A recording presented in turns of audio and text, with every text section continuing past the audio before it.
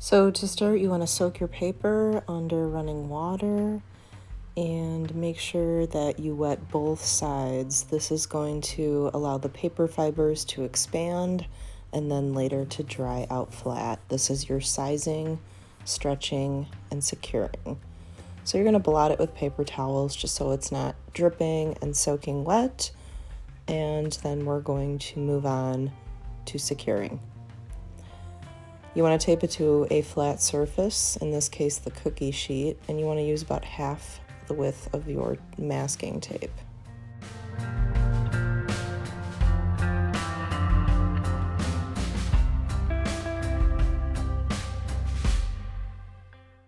So you also want to make sure that you are taping an even border all the way around.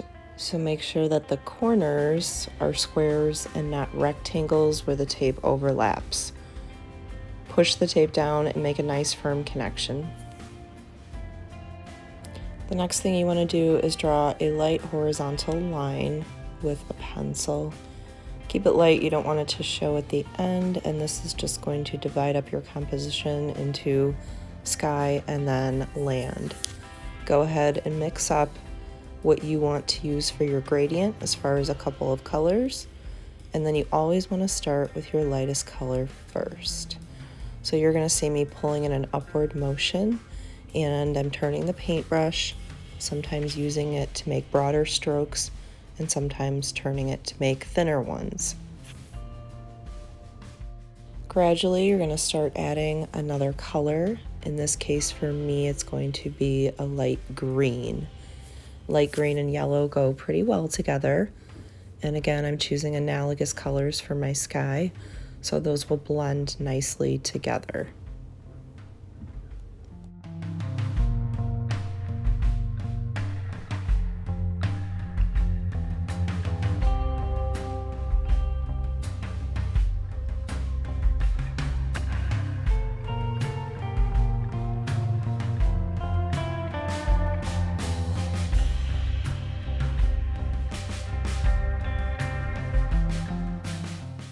Here I want to show you what happens if you go a little too quickly and you start to add dark color before your first layers are dry.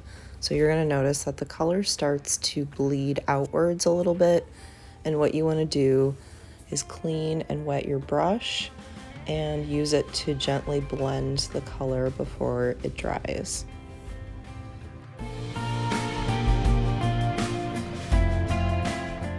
So now as you notice that your first light layers are beginning to dry, you can start to add dark. As you add the darks, you don't want to completely cover up the light, so make sure that you leave a little bit of that original color open and kind of go around it in a zigzagging motion. Again, turning your paintbrush so that sometimes you're using broader strokes and sometimes a little bit thinner ones. You can start to work a little bit faster as you get a little bit darker, and then periodically you're going to want to clean and just use a wet brush without any paint to very gently blend and soften the color transitions from light to dark, or in this case from yellow to green, and then eventually I'm going to be adding a little bit of blue.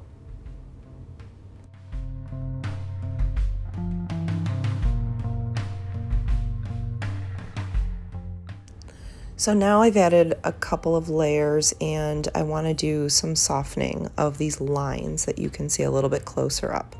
So you're just going to see me taking a wet brush and softening the lines in between some of my colors. Even if your paint has already dried for a while, you can still do this. Again, if you notice that your paint is starting to create almost like little shreds or balling up kind of on the surface, it means that it's a little bit too wet still, or that you're putting a little bit too much pressure of the brush against the paper, okay? In that case, you might just add a little bit more of your light paint color to blend, but not too much water in this case.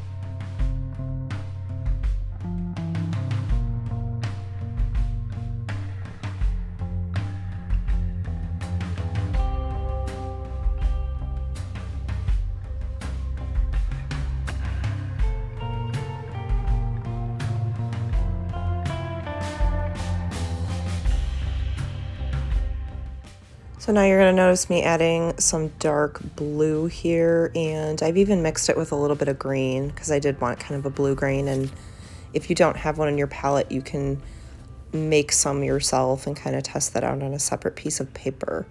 So once I add this dark color, I'm going to be able to blend it into that green, so I want to keep it a little bit away from the yellow as well. Now I'm going to add just a little bit of a light reflection into the snow. So I want to use a barely there version of my paint colors with a lot of water because I don't want this to be a mirror image of the color and I want it to be very subtle. So what I'm going to do is I'm just very lightly going to pull from the horizon line downwards into what I'm going to call my snow layer. Again, the clean wet brush is going to be really helpful in blending that, especially when you're going from a light color into a nice transition of white.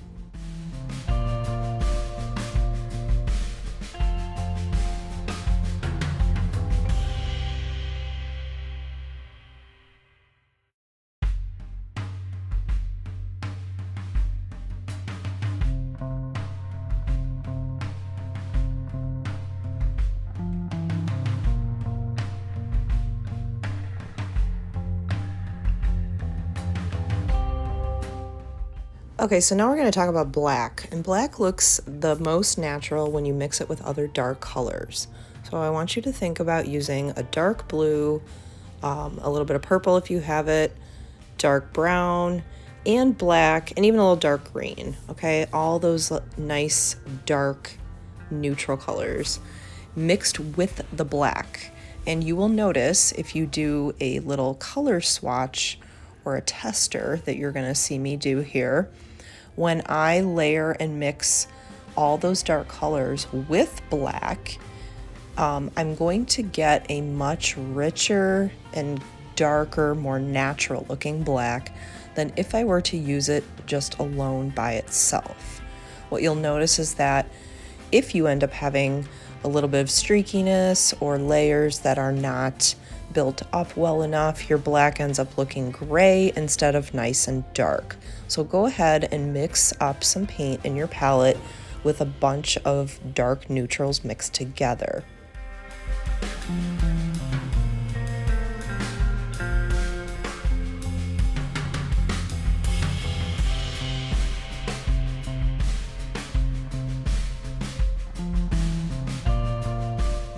So now that I've layered, do you notice the difference between the two color swatches?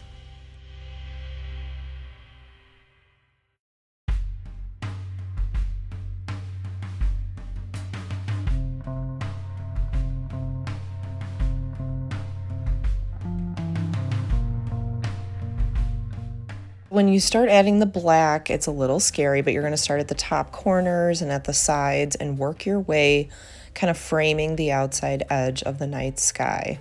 You're going to want to pull downwards into your color, and you're going to need more than one layer, okay? So you can see me kind of edging around, and then again I pull down into almost like a zigzag pattern of the black meeting the color.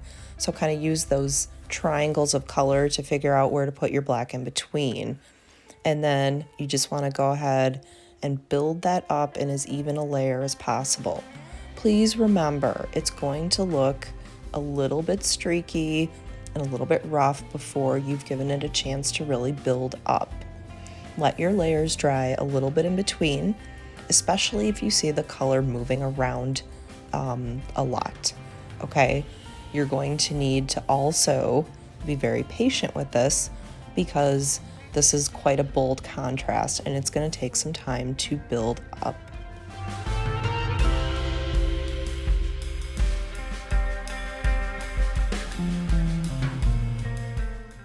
Okay, so now we're going to add some more layers to the dark sky, and I'm going to first make sure that I mix up enough of my dark neutral colors to get through a few layers, and I can use my tester pieces if I need to.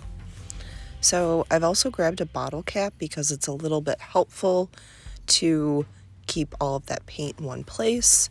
And then you can see how I am going from the top, sides, and those upper corners downwards towards the color. You can also try switching to your round brush and using the round brush to create the pointy zigzags where the color meets the black.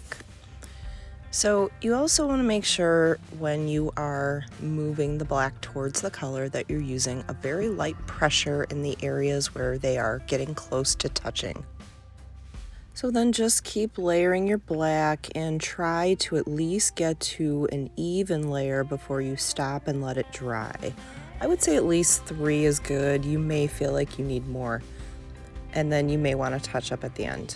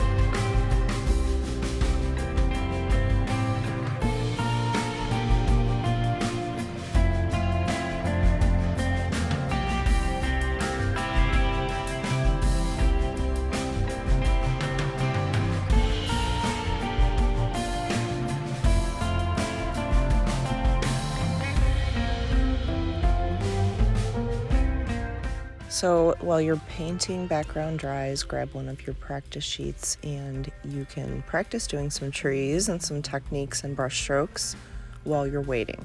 So first, draw a line for the tree trunk, and you're going to use a flat brush, or if you have a fan brush, you can even try that. So you want to use the sideways brush stroke and a little bit of a downward angle. So what I do is use a little bit of a zigzag motion and a very light pressure, and I go sort of in a horizontal manner.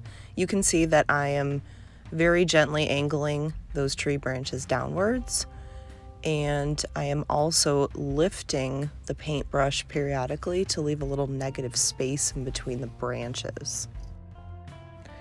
So you want to go past the horizon line just a little bit and make sure that you overlap it into the snow. It's going to look more natural.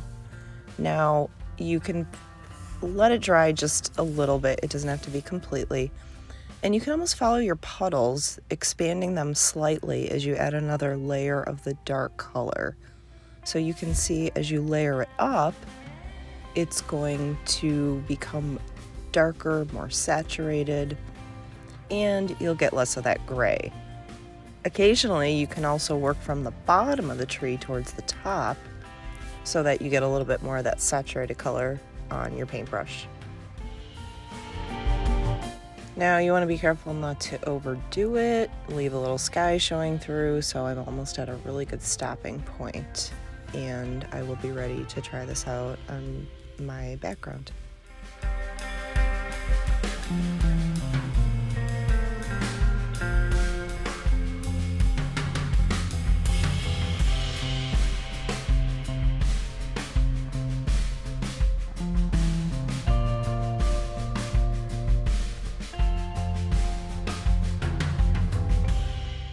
So before I added the trees, I did end up going back and kind of bolding some of the color in my sky and the snow.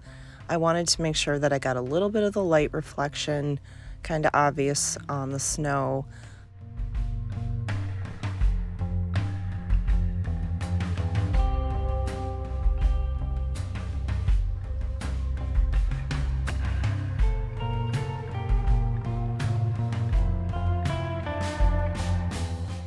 So once your black dries, if you feel like your color looks incomplete where the light meets the black of the sky, you can add a little bit more of the color and just blend it downwards.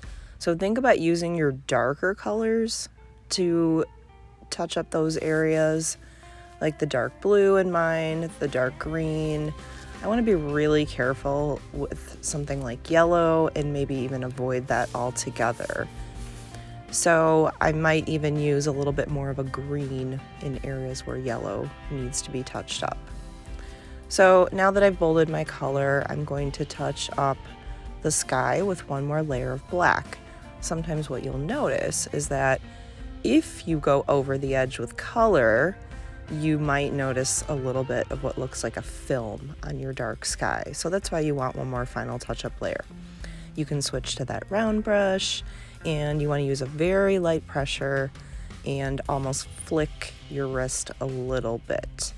And I'm still using that saturated mixture I made in my bottle cap. And then I'm almost done here.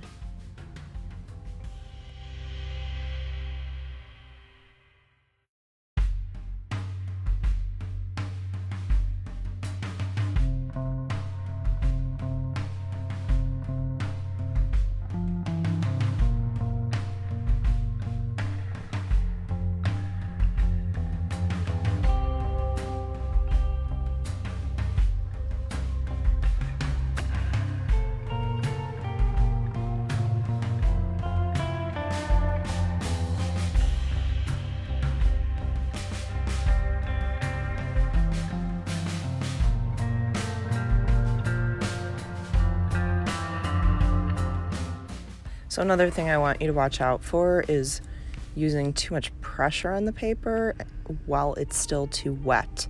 If you notice a little bit of like a piling or a balling up with the paper, that's your clue to let it dry and to kind of back off.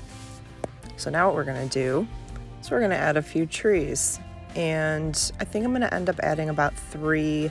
I'm going to make them different sizes, make sure that they are not placed evenly because things in nature are not even.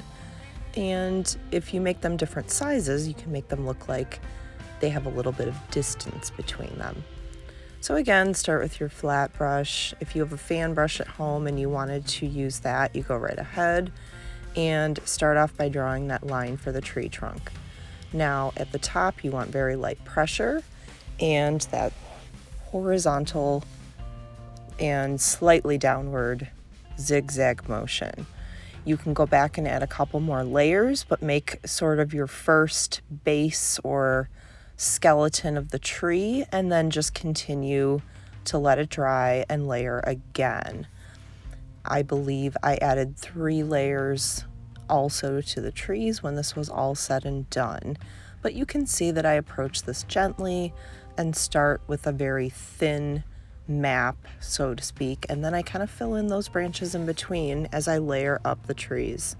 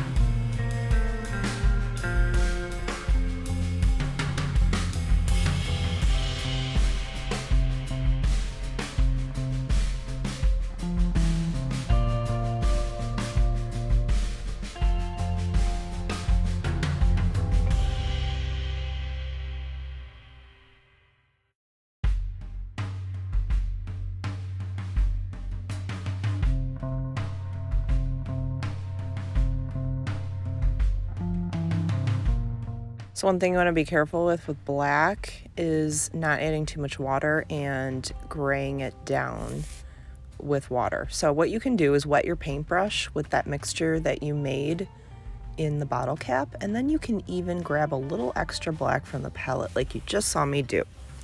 This way you can keep your paint layer nice and saturated as you build up those dark trees and avoid watering down your paint too much. So that will also prevent your paper from becoming a little bit too wet and exhausted.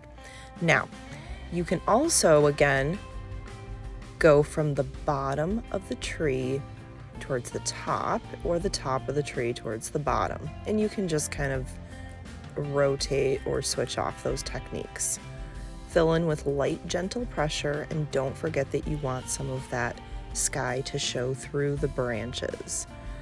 And the next thing we will do once you've layered up this tree a little bit is add the snow.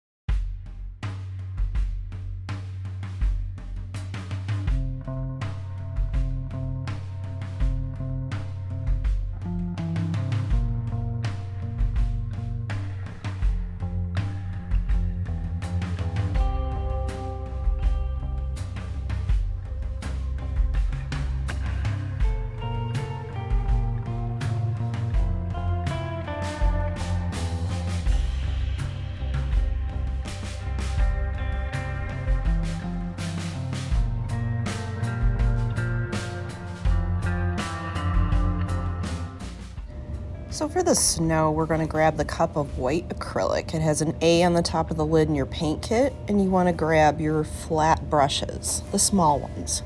I'm actually going to end up using both brushes because one of my trees is a lot smaller than the other one.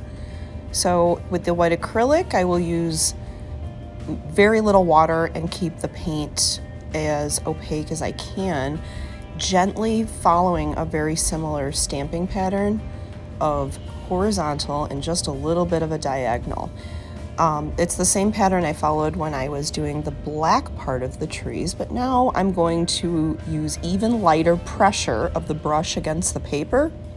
So just barely touch it, and you want to make sure that you leave the black showing unevenly. Remember, Mother Nature is not perfect, and the snow should not look like a very predictable pattern. You want it to be kind of random and organic looking. What I like to do is one layer of paint, then a layer of snow, and then another layer of the paint on the trees.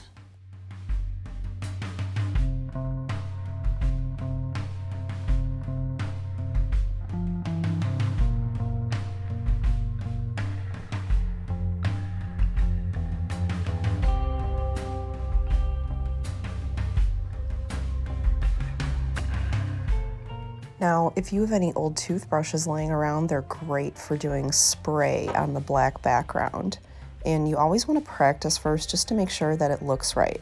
So take that toothbrush and a little bit of water and dilute the paint slightly. Then you're going to take your thumb and you're going to spray the bristles or flare them. And it's going to spray little white dots all over your painting that can look like stars. However, if you spray further down, it's going to look like snow's falling on your trees. So this is where you need to find your acceptable stopping point. Not too much, and you also want to be able to see it. Now, if you let the paint dry and it looks a little bit grayed out, you can always do another layer with a little less water in it. Now what I'm going to show you is how to do a little bit of a star flare. And I usually use a paper clip for this, but if I'm at home and I'm struggling to find a paper clip, I can always use another sharp tool. So a nail from the workbench even will work. And you can use your practice sheet to try pulling the paint outwards into a star flare shape. You don't have to do this, but this is just another optional thing that you can add to your sky if you want to. If you don't like how it looks and you prefer to cover it up, you can spray a little bit more of the snow over the top of that and just kind of camouflage it or blend it into your background. So you'll see me doing that on my own final painting.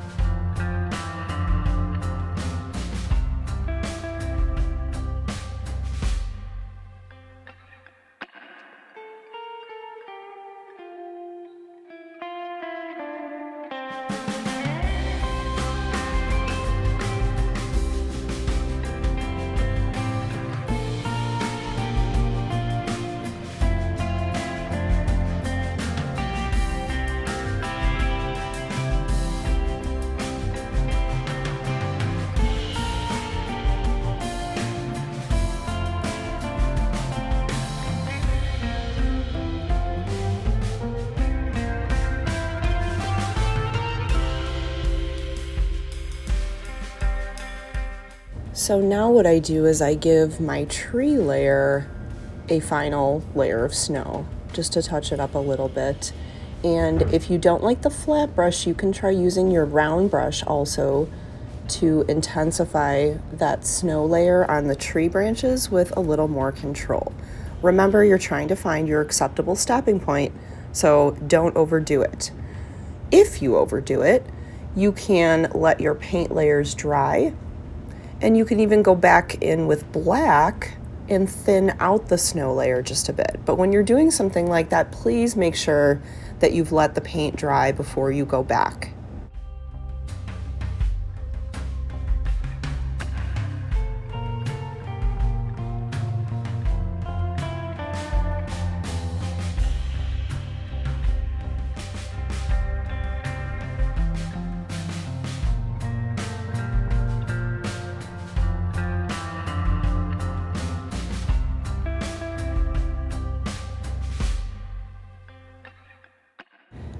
Now, the next thing that you're going to be doing to finish up this painting before you take off the tape is to add your signature.